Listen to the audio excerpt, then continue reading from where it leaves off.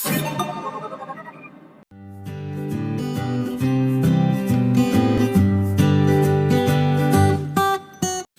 Assalamualaikum warahmatullahi wabarakatuh. Selamat pagi anak-anak. Waalaikumsalam warahmatullahi wabarakatuh. Selamat pagi, Bu. Oke, sebelum memulai pelajaran pagi hari ini, Ibu mau tanya, adakah yang tidak masuk? Masuk semua, Bu. Semua, alhamdulillah ya. Kalau begitu semuanya sehat. Gitu.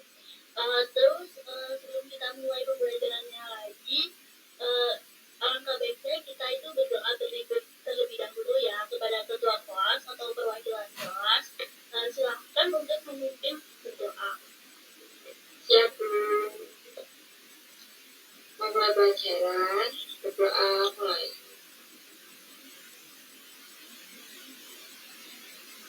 Doa selesai.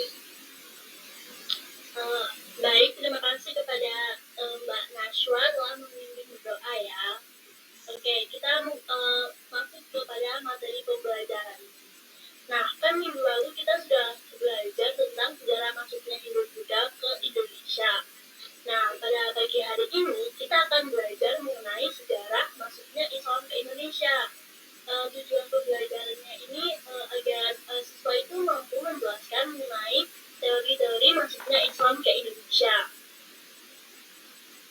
Oke, di sini sebelumnya ada yang tahu nggak sih kenapa kok mayoritas penduduk Indonesia itu menganut agama Islam? Ada yang tahu? Kalau ada yang tahu bisa berpendapat ya. Saya Bu. Oke, Najla, apa jawabannya? Menurut saya itu Islam dipandang sebagai agama yang ideal. Karena tidak mengenal sistem kasta, Bu, berbeda dengan negara Hindu, agama Hindu-Buddha. Wah, benar sekali jawabannya Najla ya. Itu merupakan satu alasan kenapa Islam itu menjadi agama yang mayoritas di Indonesia, karena Islam itu nggak mengenal sistem kasta kayak di agama Hindu gitu, jadi semua itu sama rata. Nah, selanjutnya kenapa sih kok Islam itu bisa masuk ke Indonesia dan dapat berkembang dengan pesat? Ada yang tahu? Kalau ada yang tahu bisa berpendapat juga ya. Mungkin Mbak Nasya atau kita bisa berpendapat. Saya, Bu. Apa jawabannya? Karena zaman dulu ajaran agama Islam dibawa oleh para pedagang Muslim dari Arab, Persia, dan Gujarat, Bu. Oke, baik. Jawabannya itu betul sekali ya. Memang salah satunya Islam itu masuk ke Indonesia karena dibawa oleh para pedagang dari India, Arab, dan Persia. Nah, ketika Islam masuk ke Indonesia ini dibahas dalam beberapa teori anak-anak. Nah, dari sini kira-kira ada yang bisa menjelaskan nggak apa sih teori-teori masuknya Islam ke Indonesia? Kan tadi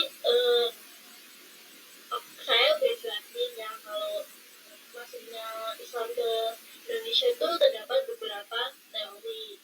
Nah, ada yang tahu itu teorinya apa aja dan bisa dijelaskan? Mungkin Mbak Nashwa? Saya, ya, ada 3 teori.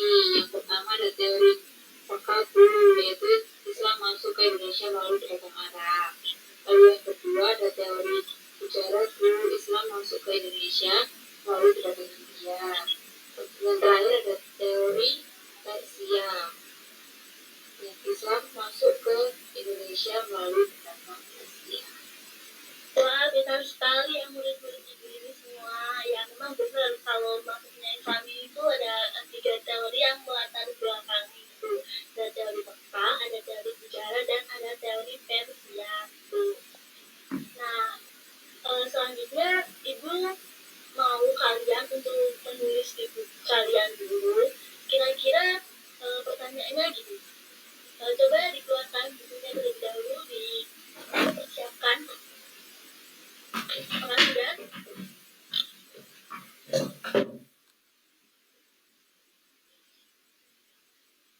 Sudah, Bu. Oke, jadi kira-kira pertanyaannya itu begini. Apa sih yang menyebabkan orang-orang itu memilih Indonesia untuk menjadi tempat menyebarkan agama Islam?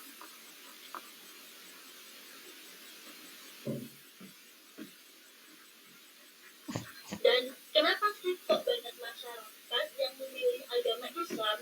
Dan coba kalian tulis bagaimana dampaknya jika Islam masuk ke Indonesia dan apa aja peninggalannya. Oke, ibu beri waktu sekitar 10 menit ya, cukup kan? Cukup, Bu. Oke, silakan dicatat ya, ibu tunggu.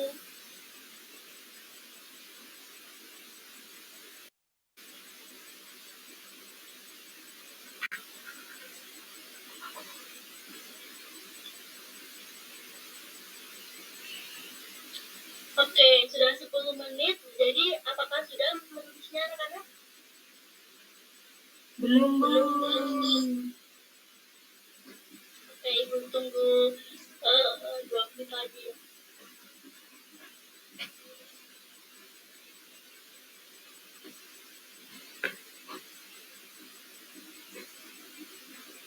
Apakah sudah anak-anak?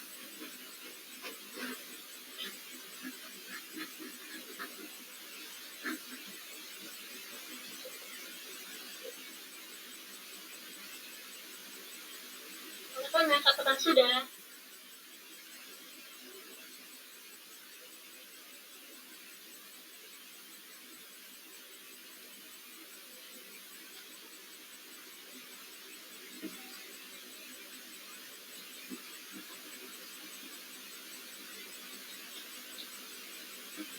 Halo, apakah sudah anak-anak?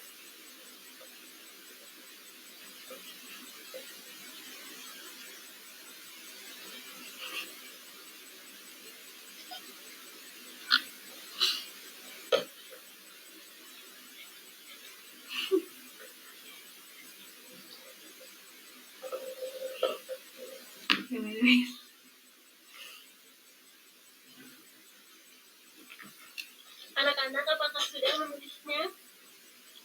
Sudah, Bu. Sudah, Bu. Oke, kalau sudah menulisnya, sekarang coba deh kalian cari sumber internet atau buku yang ada mengenai materi sejarah masuknya Islam ke Indonesia.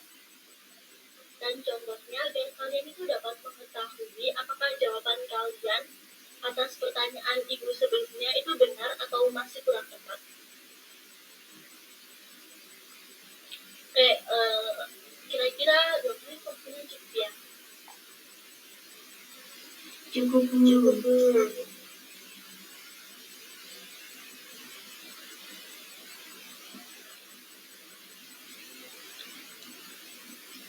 Oke, nah tadi kan kalian sudah mengumpulkan data data yang ada. Oke, baik, itu data-datanya bisa kalian kirimkan lewat grup WA saja ya. Oke, setelah kalian mengumpulkan data-data ini, sekarang kita berpindah menggunakan media pembelajaran nih secara individu. Kalian bisa mengeksplor media pembelajaran yang telah ibu berikan ya. Tolong diamati video ini secara baik-baik. Video ini tentang teori masuknya Islam ke Indonesia. Baik, Bu. Baik, Bu. Oke, disimak baik-baik ya. Teori masuknya Islam di Indonesia. Kita semua sudah tahu kan bahwa mayoritas masyarakat Indonesia beragama Islam. Seperti terlihat pada grafik tersebut. Islam berada di peringkat nomor 1. Terus gimana sih proses masuknya Islam ke Indonesia?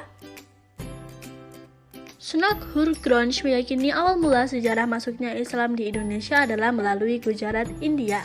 Gujarat sendiri terletak di India bagian barat. Bisa terlihat di dalam video animasi ya.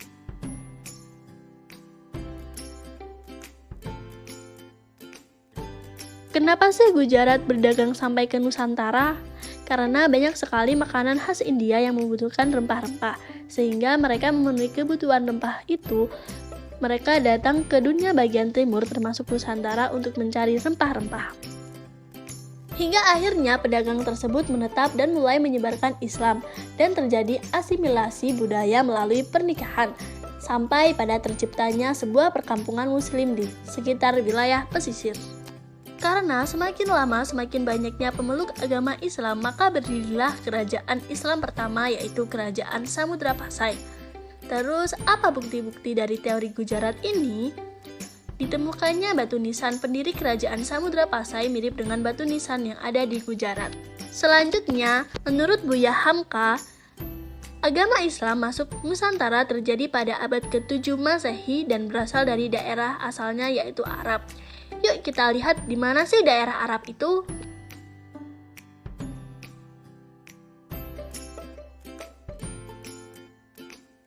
Terus bagaimana sih peran aktif pelayaran dan perdagangan dalam penyebaran agama Islam? Pada masa kekuasaan Kerajaan Sriwijaya abad ke-7 dan 8, Selat Malaka sudah dilalui pedagang muslim dalam pelayaran ke Asia Tenggara dan Asia Timur. Namun masih banyak loh sejarawan yang meragukan kemampuan pedagang Islam dalam menyebarkan agama Islam, karena pedagang tetaplah pedagang, perhatiannya utamanya adalah bisnis, bukan menyebarkan agama Islam. Lalu beberapa sejarawan percaya bahwa kaum guru profesional atau kaum sufi merupakan penyebar Islam di Nusantara. Faktor utama keberhasilan kaum sufi adalah karena kaum sufi lebih bersifat kompromis dan penuh kasih sayang, sehingga masyarakat cenderung lebih terbuka. Historiografi lokal mempunyai pandangan tersendiri. Siapa penyebar agama Islam di Nusantara? Mereka mengaitkan penyebaran Islam dengan Wali Songo. Wali Songo turut andil bagian dalam proses Islamisasi, khususnya di Jawa. Namun penyebaran Islam di Jawa oleh Wali Songo baru terjadi sekitar abad ke-14 Masehi. Bukti dari teori Arab adalah naskah kuno Cina yang menyebutkan bahwa sekelompok bangsa Arab yang tinggal di pesisir Pulau Sumatera yang dulu merupakan kekuasaan Kerajaan Samudra Pasai, dan adanya batu nisan bertuliskan Syekh Rukunuddin. Dan yang terakhir, menurut Husain Jayadinirat, agama Islam masuk ke Nusantara abad ke-7 hingga ke-13 Masehi. Hal ini didasari oleh adanya persamaan budaya dengan kaum muslim di Persia. Yuk kita lihat di mana sih Persia itu.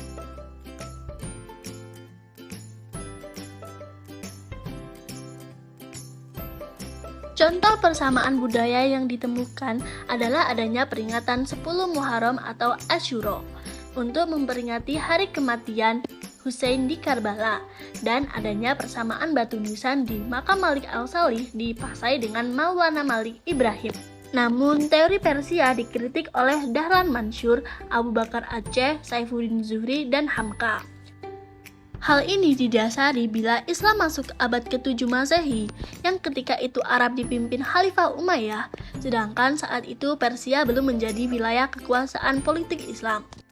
Sebagian ahli meragukan bukti-bukti terkait masuknya Islam dan Persia karena Persia bukanlah pusat agama Islam, ditambah lagi jumlah pedagang Persia yang tidak seberapa dibandingkan dengan pedagang-pedagang dari Arab, Cina, dan India saat itu. Nah, seperti itu awal mula masuknya Islam ke Indonesia. Terima kasih.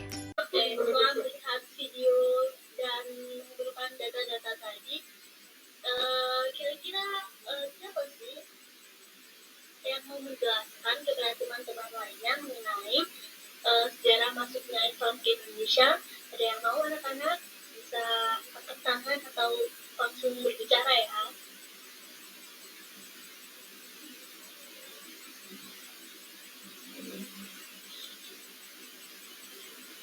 Menjelaskan kesimpulan dari video tersebut. Beliau siapa anak-anak?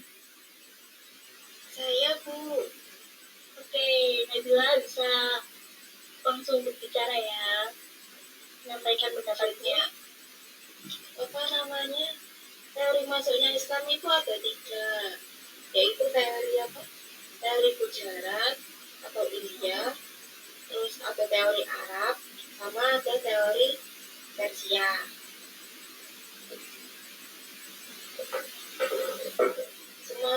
ketiga-tiganya itu dibawa oleh pedagang yang sedang berdagang di Indonesia atau di Nusantara. Ya, lalu kemudian menyebarkan agama Islam di Nusantara. Akhirnya bisa membuat pemukiman yang isinya orang-orang Islam di sekitar pantai atau di sekitar pesisir gitu. Terus sampai akhirnya bisa membuat sebuah kerajaan Islam pertama, yaitu Samudra Pasai. Nah, bagus sekali nih jawabannya Najila. Benar sekali. Islam itu mempunyai 3 teori India, teori Persia, dan teori Arab. Nah, itu dibawa oleh para pedagang. Nah, terus tuh pedagangnya menyebarkan Islam selain dari berdagang, yaitu menikahi para putri raja dan akhirnya melahirkan keturunan yang memeluk agama Islam gitu. Lalu kesimpulannya lagi, jadi belajar tentang sejarah itu penting loh anak-anak, karena dengan mempelajari sejarah ini kita dapat mengambil pelajaran dari sesuatu yang telah terjadi di masa lampau. Nah, sehingga kita itu dapat menjadikan sejarah ini sebagai pedoman untuk berbagai tingkah laku kita, baik di masa kini ataupun di masa yang akan datang. Oke, dan untuk lebih memahami lagi tentang sejarah masuknya Islam di Indonesia ini, aku meminta kalian untuk mengerjakan latihan di buku cetak ya, nomor 1 sampai 10 sebagai PR dan dikumpulkan minggu depan ya. Ya Bu. Baik, Bu. Tapi kalau ada yang tidak jelas dengan tugasnya, bisa ditanyakan lewat kontak personal chat atau di grup ya. Baik, Bu. Oke, sebelum mengakhiri kelas hari ini, alangkah baiknya itu kita berdoa terlebih dahulu kepada saudara Nashwa. Silahkan. Mengakhiri pembelajaran hari ini berdoa.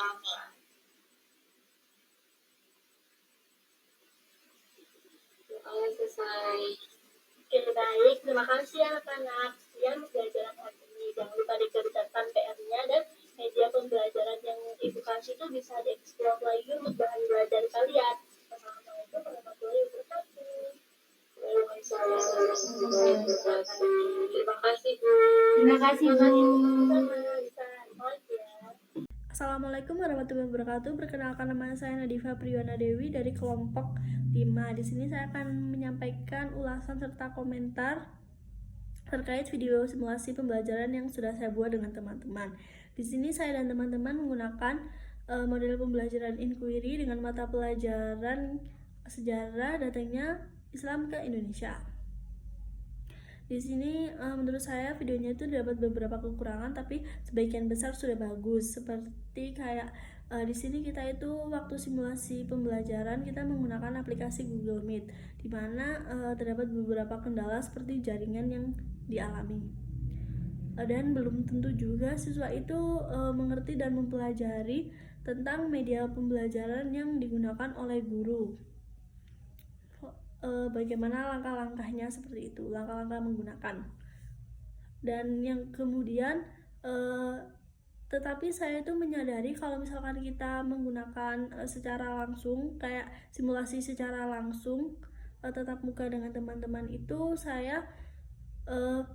sulit untuk saya dan teman-teman sulit untuk mencocokkan jadwal masing-masing, karena kita itu sangat sibuk dengan tugas dari prodi masing-masing seperti itu. Tetapi di sini juga kalau menurut saya videonya sudah bagus, sudah terdapat langkah-langkah model pembelajarannya, sudah tertera jelas di dalam videonya karena diberi teks penjelasan. Kekurangannya lagi itu di sini itu waktu menggunakan media pembelajarannya itu tidak diberi panduan atau langkah-langkah ketika menggunakannya. Jadi itu bisa saja membuat siswa itu tidak paham seperti itu. Terima kasih.